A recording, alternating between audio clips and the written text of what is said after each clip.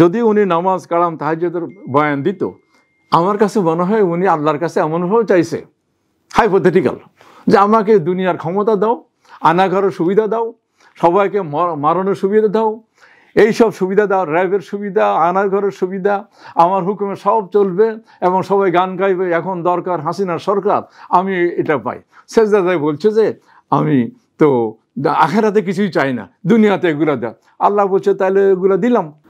আমি যদি একটা গল্পের সাথে আপনাদের বুঝাতে চাই, ফেরাউন বলল যে মুসা আলাইহিস সালামের সময় যে ফেরাউন ছিল, সেই ফেরাউন বলল যে আমি খোদাই দাবি করতে চাই। তখন তার মন্ত্রী বলল যে এটা সময় আসেনি। বলে কি করতে হবে?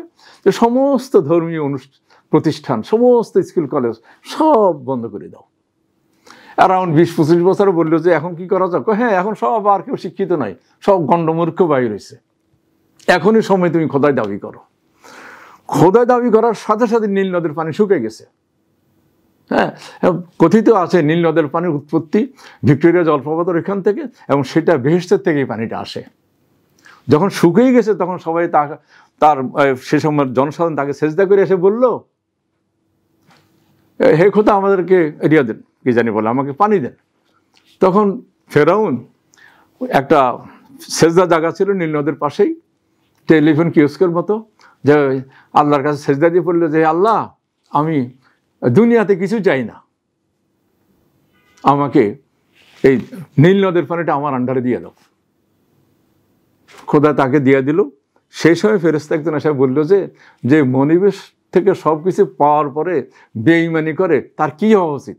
ঘাড় ফিরেই দেখে যে নীল নদে পানি ভরে গেছে, কয় যে এই নীল নদে তার ডুবে মরা উচিত। এবং ফেরাউন সেই নীল নদে ডুবে মরেছে। আমার ধারণা যদি উনি নামাজ কালাম তাহাজ্জুদের বয়ান দিত, আমার কাছে মনে হয় উনি আল্লাহর কাছে এমনভাবে চাইছে, হাইপোথেটিক্যাল, যে আমাকে দুনিয়ার ক্ষমতা দাও, আনা ঘরের সুবিধা দাও, সবাইকে মারণের সুবিধা দাও, এইসব সুবিধা দাও, র্যাবের সুবিধা, আনার ঘরের সুবিধা, আমার হুকুমে সব চলবে এবং সবাই গান গাইবে, এখন দরকার হাসিনার সরকার, আমি এটা পাই। সেজদায় বলছে যে আমি তো আখেরাতে কিছুই চাই না, দুনিয়াতে এগুলো দেয়। আল্লাহ বলছে তাহলে এগুলো দিলাম, তাহলে তুমি কি করবা? তখন উনি লিখে দিছে যে আমি পালিয়ে চলে যাব দেশ থেকে, এবং তাই হয়েছে। উনি ওনার সভাসদ, মন্ত্রী পরিষদ সবাই পালিয়ে গেছে।